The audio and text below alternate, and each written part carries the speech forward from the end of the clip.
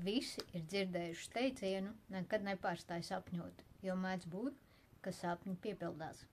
Pat visnereālākais sapnis, par kuru šķiet, ka tā notiek tikai pasakās, var piepildīties.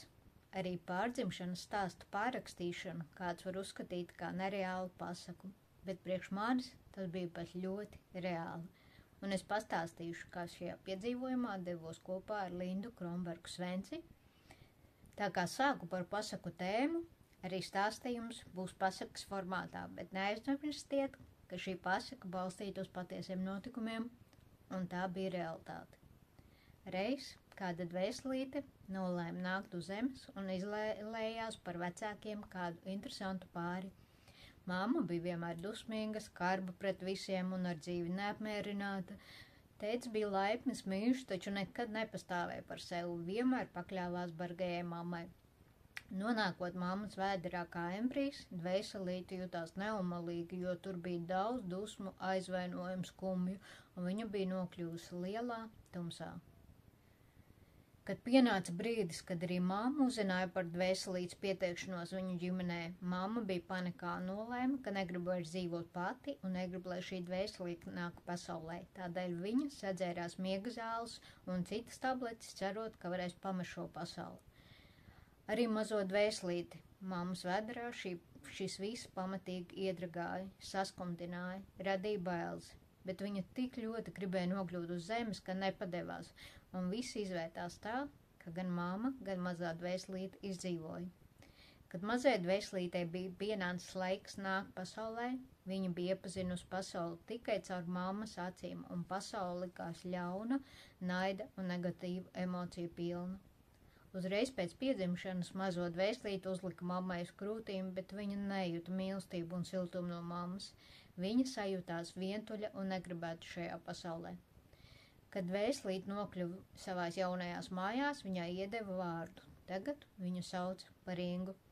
Dvēselīte auga un ļoti bieži bērnībā no mammas saņēma skarbus vārdus par to, ka viņa ir tikai lieka mute, ko jābaro, ka viņa visu dara nepareizi, ka nav vērtība, ka nav mīlestības vērta. Tieši ar šādām pārliecībām mazā dvēselīte arī izauga un dzīvoja visu savu nākamos dzīves 38 gadus, ubagodama no visiem mīlestību, jo viņai vienmēr likās, ka viņa nav mīlestības vērta, ka viņa ir traucēklis. Tā pagāja daudzi skumji, augsti dvēselītes dzīves gadi. Dvēselīte nekur nejūtās iederīga un vienmēr jutās negribēta, bet 2023. gada februārī, tātad tieši pirms gada, viss mainījās. Dvēselīte satika kādu brīnišķīgu dievišķu būtni vārdā Linda. Jau pirmajā sarunā ar Lindu dvēselīte brīnījās, kā no cilvēka, ar kuru runāju pirmo reizi, var manā virzienā plūst tāda mīlestība. Siltums, ko Linda izstaroja, dvēselītei ļāva justies drošībā un būt atklātai, un dvēselīte teica, es nesaprotu, kādēļ man jābūt šeit uz zemes. Es te nejūtos iederīga, es te nejūtos vēlama, es negribu te būt. Un Linda atbildēja, tā nav jābūt. Nevienam nevajadzētu tā justies, mums visiem paredzētu būt laimīgiem šeit uz zemes. Es domāju, ka mēs varam šo izmainīt. Vai tu ļausies? Mēs varētu sākt ar piedzimšanas stāstu pārrakstīšanu. Kā tas ir? Brīnījās dvēselīte. Mēs varam atgriezties notikumos, kuri ar mums notikuši un tos mainīt, jo īstenībā visumā nepastāv tāds laiks. Un ja tu spēj izslēgt prātu, tu spēj ceļot savā laikā, pagātnē un mainīt notikumus savā dzīvē. Vai tu gribētu pamēģināt? Jā, noteikti ar lielu veiksmi atbildēja dvēselīte. Uzsākot dzimšanas stāstu pārrakstīšanu, dvēselīte nokļuva meditatīvā stāvoklī. Un Linda viņu mudināja atgriezties brīdī, kad dvēselīte vēl bija embrijs mammas vēderā. Dvēselīte uzreiz atgriezās tajā brīdī, kad tabletes bira mammas vēderā un indēja ne tikai mammas ķermeni, bet arī mazo embriju. Ko es varu iesākt, lai nejustos tik slikti? Dvēselīte jautāja Lindai. Pamēģinu sev uzlikt apkārt apvalku, gaismas kupolu, kurš tev aizsargās, Linda atbildēja. Un tas nostrādāja. Mammas negatīvās emocijas, enerģijas, tabletes, nekas no tā visa vairs netika dvēselītei klāt. Gaismas kupols viņu aizsargāja, un tā bija brīnišķīga sajūta apzināties savu spēku un apzināties to, ka dvēselīte pati spēja sevi aizsargāt no nevēlamā. Dosimies tālāk, mudināja Linda. Iedomājies nākamo brīdi, kad sajūties slikti savā dzīvē.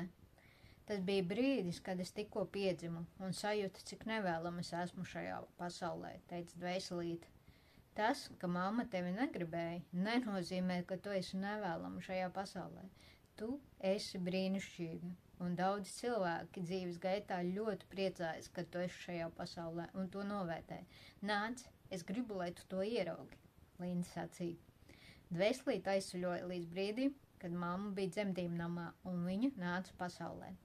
Linda ierosināja telpā ieaicināt visus cilvēkus, kuri dvēselītes dzīves laikā ir viņu mīlējuši un par viņu priecājušies, un ieaicināt arī pašu Ingu, tagad jau kā pieaugušu cilvēku.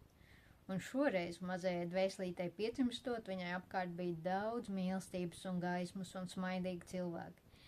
Tu vari izvēlēties tikko pēc piedzimšanas, kurš cilvēks, lai tev paņem rokās, vai tu gribi, lai tev uzliek mamma aiz krūtī, vai vēlies, lai tev paņem kāds cits, jautāja Linda.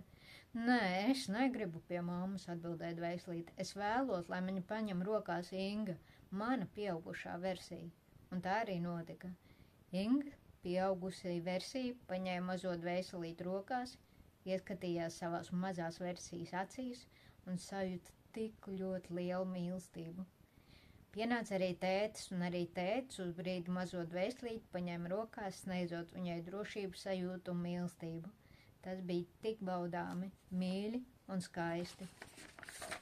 Un mazā dvēselīte sajūta tik daudz gaismas un mīlestības, kas ir pasaulē, un cik liela vērtība un cik skaista viņa patiesībā ir. Linda ļāva kādu brīdi dvēselītē izbaudīt šo laimes mirkli un tad jautāja, vai ir kādi brīži bērnībā, kad sajūties nevajadzīga, nemīlēta, nobijusies, atstumta? Jā, tādi ir ļoti daudz, atbildēja dvēselīte. Aizdosimies uz kādu no šiem brīžiem, Linda ierosināja. Es redzu brīdi, kad man ir 3 gadi, un es gribu iet spēlēties, bet mamma man to neļauj. Un man jāstāv mammai blakus vairākas stundas, kamēr viņa dārzā lasa upeņus, un es jūtos kā iesprostota. Tev nav tā jājūtas, teica Linda. Ieaicini šajā telpā tavu pieaugušo versiju Ingu, tādu, kāda viņa ir šobrīd, lai lielā Inga paņem savu mazo versiju aiz rokas un ved spēlēties. Vai tev sanāk? Jā, sanāk, līksmi atbildēja mazā dvēselīte. Es gribu, lai tu sajūti un apzinies, ka vairs neviens nevar tevi ierobežot un noteikt, kā tu jūties. Tikai tu pati nosaki to, ko vēlies darīt un ko nē, un tev ir atļauts tas, ko tu vēlies. Tā ir brīnišķīga sajūta, atbildēja dvēselīte.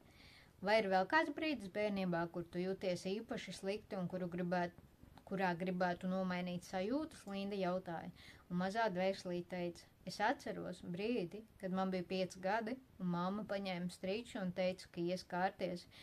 Es sēdēju piespiedusies logam un noskatījos, kā viņa aiziet. Es ļoti raudāju.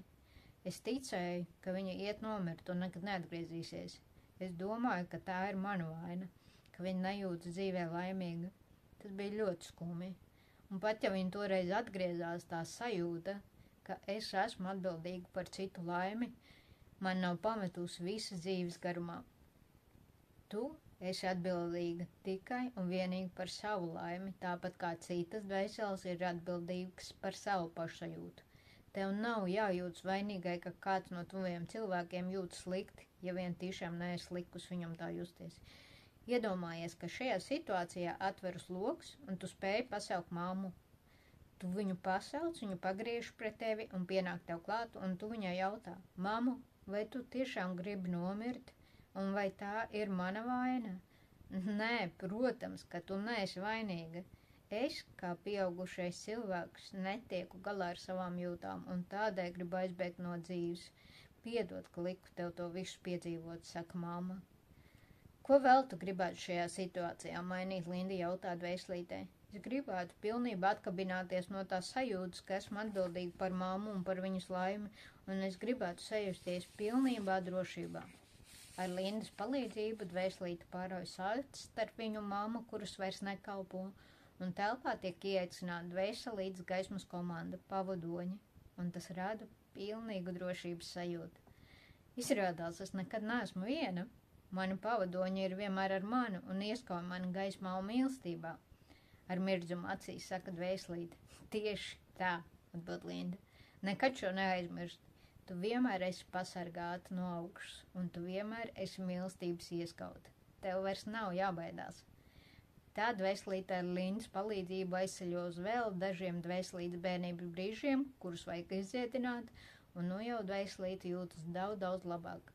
Pēc šīs dziedinošā ceļojuma dvēselītes pieaugušā versija Inga var daudz vieglāk elpot, un viņa ir ieraudzījusi savu gaismu un spēku, un sajūtas daudz lielākā drošībā un mīlestības ieskauta.